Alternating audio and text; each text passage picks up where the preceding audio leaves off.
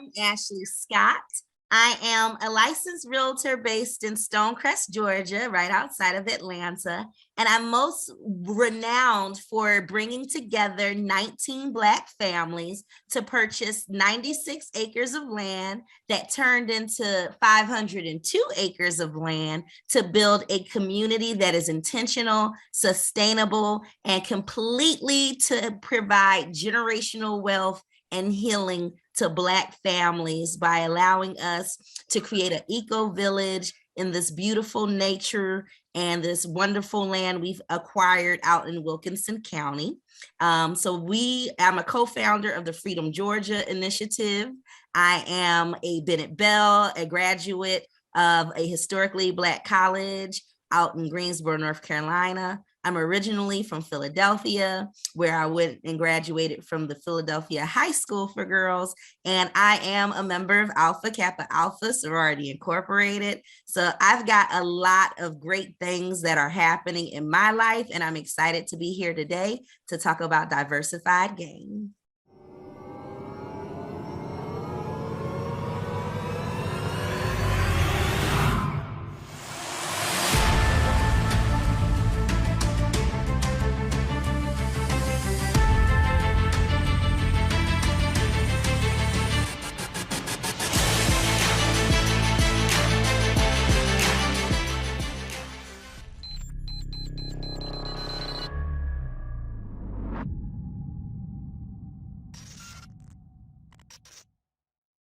Hey, it's Kellen, and today on Diversified Game, it's rare that I ever have somebody on here again. Actually, this is only the second time that I have done it, but it's such a big thing that we're going to bring you the game, bring you an update. And if you see, for those of you who are watching, this umbrella fall on my head, it's just windy in Florida. So today's guest, again, Miss Ashley Scott, and she's going to give us the game on these acres. I'm sure they've bought more acres. We're going to find out where their town is, and maybe, just maybe, they'll allow some of you to, put down some money, a deposit, to say, hey, we want to join your future town.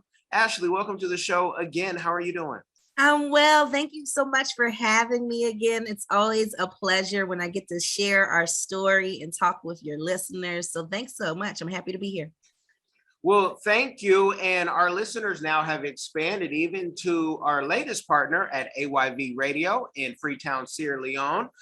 And so you guys listen, learn, and hear what's going on in America for those of you who, one day may come over here. Maybe Ashley comes over there and buys some land and expands this vision. But Ashley, tell us what's new. Give us an update on the land and what's been going on. Absolutely. So when we first started this journey, we purchased 96 acres of land, and we turned around very shortly thereafter and purchased an additional 404 acres in October of 2020. So a lot of people did not know that we were ambitious about this ideal of building a city. And so we wanted to show them, no, we are serious, because you can't build a city on 96 acres, right? And so now we've got 502 acres in total. We plan on purchasing an additional 1,300 acres over the next few months. We are putting together a land trust, but what we're most excited about is the fact that when we purchased this 404 acres of land, we were able to subdivide the first 13 plots. So about 78 of those acres, we turned into 6-acre plots of land. And we were able to sell those plots to other families, other Black families, doctors, and business people, contractors, folks who are really valuable resources to our project. We have a certified nurse practitioner and herbalist on our team now. So when it comes to really making this vision of a city that is holistic, that is integrated with people who are, loving, kind, and have an intention to build this community so that we can have our sustainable Afro future. We're really excited. So we were able to actually 6 times the amount of money that we paid for the land when we sold these acres. So a big piece of the game that I want to share with your audience today is the fact that we are a commodity as Black folks. When we buy land, when we get out here and we talk about this vision and we attract other like-minded individuals who see this vision, you can appreciate the land, you can appreciate your community's value even faster. We don't have to wait for other people to tell us that our project has value. We were able to show that our project has value. When we purchased that land, we were able to 6 times how much we then sold it to other visionaries for, and they were happy to pay 6 times what we paid for that land, to the point that we now own the land outright. And now that we own this land outright, it moves us to the next phase of our project. The next phase will be the building phase. So now that we've taken the time to get the heavy load of having a hard money lender on us, of having to figure out how we were going to pay our mortgage every month. Well, now by selling just 78 acres of the land that we had out of this 404-acre parcel, we're now debt free of that land, and we're able to start building the other projects that we needed to fund, and we can do that using the land as leverage. So there's a lot of lessons in this that I want to inspire people, that people feel like, oh, this is impossible. How do you find other people who are like-minded? They're out there. You have to write the vision, make it plain so they may run and not faint. I promise you, you can do this work too. Congratulations. I mean, that's just beautiful. Anything with buying and then being debt free is like touchdown. And I know, you're just getting started, because you're going to buy even more acres coming up. Tell me, the book, the course, where people can get the formula, what college do they have to go to? Do they have to, wear the pink and green? Like, how can they get the game? Let's just start there. So I do have a course that I teach, and this is the first course. I'm gonna have to make a second, more advanced course, because we're learning, right? As we're going through this journey, we getting those bumps on our head. We're getting consultants who can give us the advice that we need. So we've been learning. So when we first purchased the land, I put out an e-course. I told people all about what we were doing, how we did it. And so that's still available. You can reach me directly by visiting ashleyscottinspires.com, or you can DM me on Instagram, and you can purchase my course directly through Instagram DMs. And then I'll be building an additional course. Now that we've gone through this process, we've learned a lot more about farming, things like what benefits and what organizations are out there, like the NRCS, which is the National Resources Conservation Services Department that we have here in the States, looking at government USDA programs, finding the right land and the right rural areas that will be eligible for those types of programs. All of that really is not a science, but a need to know. And so my course, How to Buy Land Using Group Economics, that will give you the basics for how to go out and get your land. My second course in my book that I'll be developing over the next 30 days is going to teach you what now. Like, now that you have the land, how do you turn it into a profitable venture? What ways do you need to develop the land? So that'll be coming soon. I haven't done it yet. I'm working on it this month in February,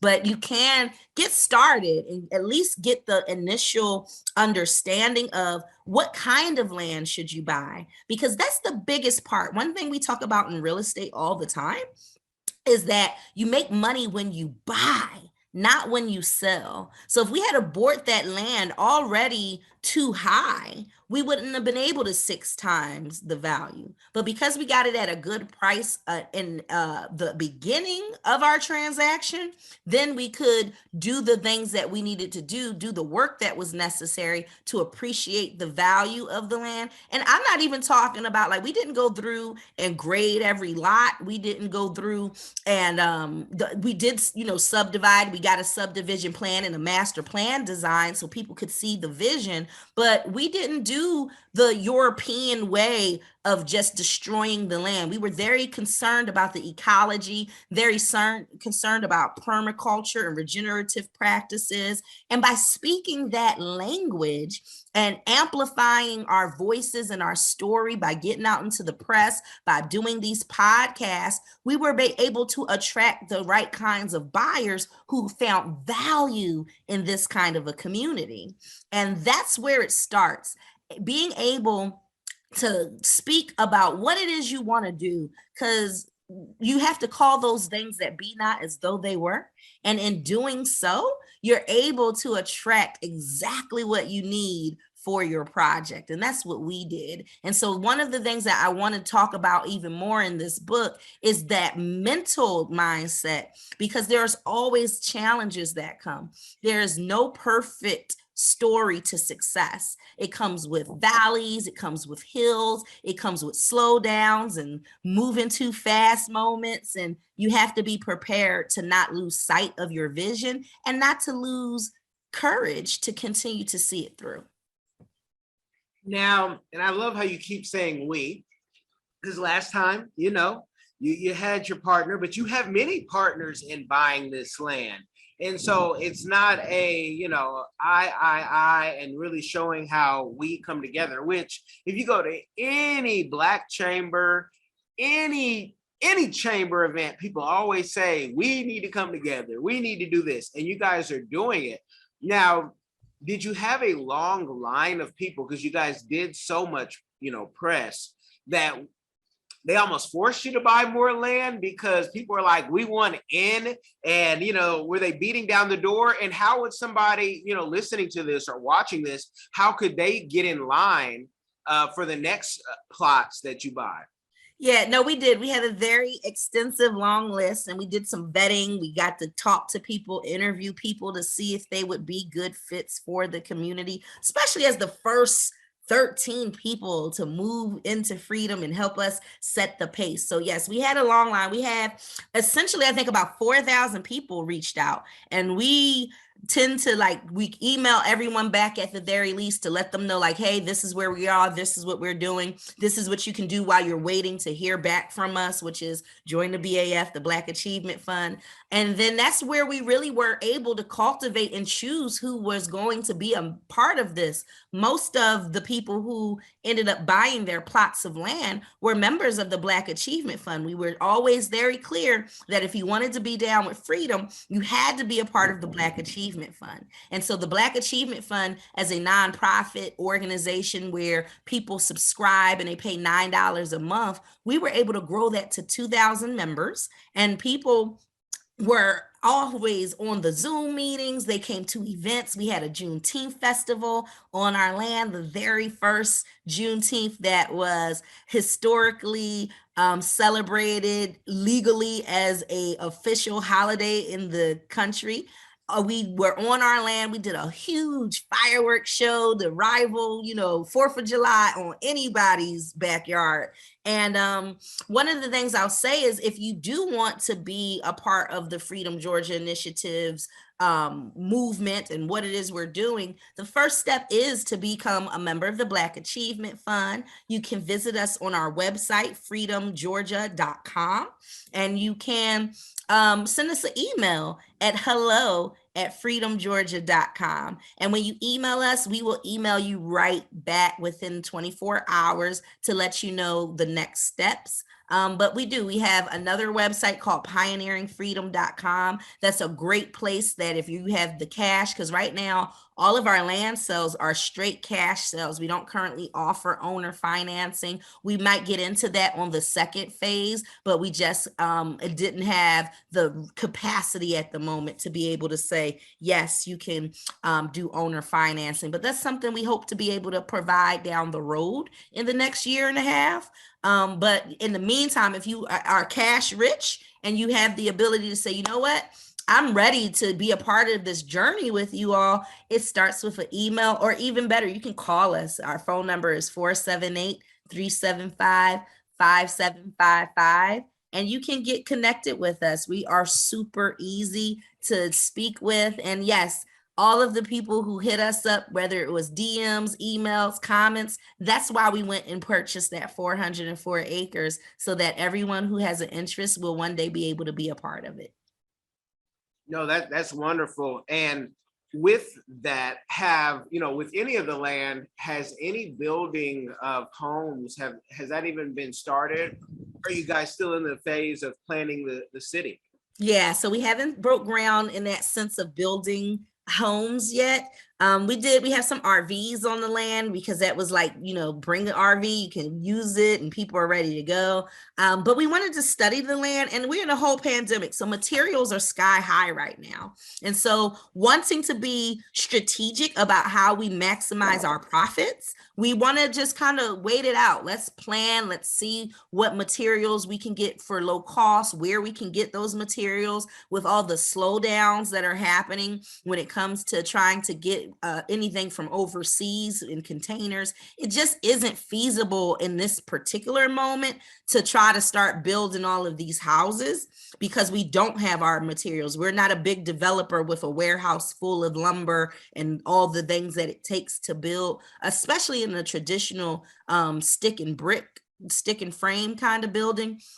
And we want to embrace and understand more about sustainable construction methods. So we're looking at things like hemp bricks. And so shout out to Africa. We want to begin to see how we can work with some of the innovative folks over there who are building sustainable building materials. And so we're doing that research right now. And then even more than that, we've been identifying who are going to be the architects, the civil engineers, the actual people who are going to be swinging those hammers, our general contractor, and getting and vetting all of these people, especially knowing that we want to work with BIPOC businesses. We have to do a little research. We have to make sure that the folks who are going to come on board to build this community have the skill sets, they have the experience, they have the desire and education around sustainable community building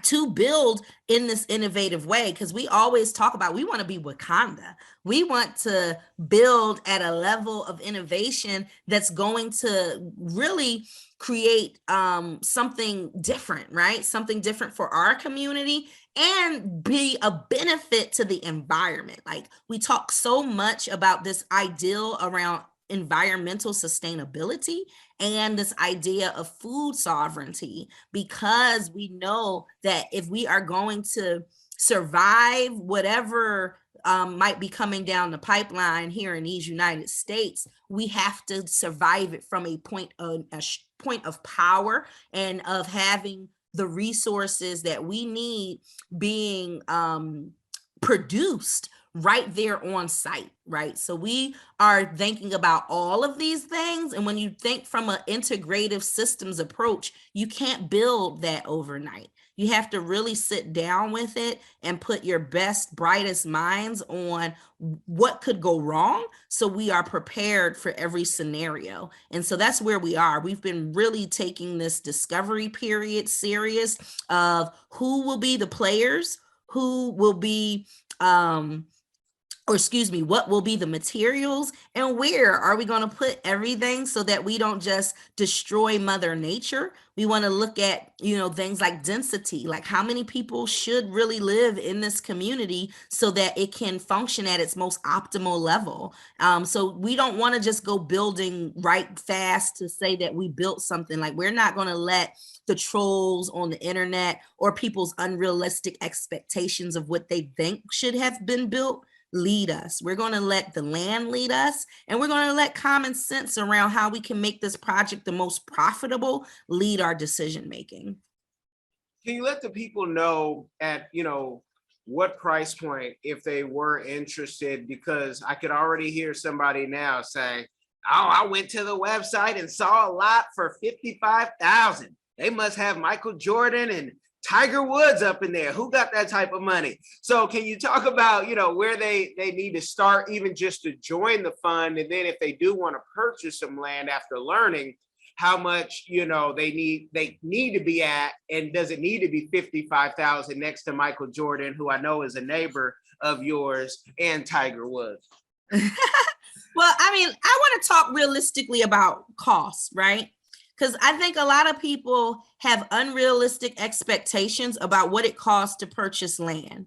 And the reality is, if you are living in an urban community, you could not buy 6 acres of land anywhere, because most land in urban communities in cities, you're sitting on a 0.25, a quarter of 1 acre. And most of the times they're spending $55,000 for a 0.25 of an acre. So for you to say you got to be Jordan to afford 6 acres at $55,000, that's unheard of. You don't have to be Jordan. I had all of my people, they wire transferred their $55,000 in a week's time. There are more of us as Black people and people of color that have access to capital, especially when we're talking about $9,167 an acre.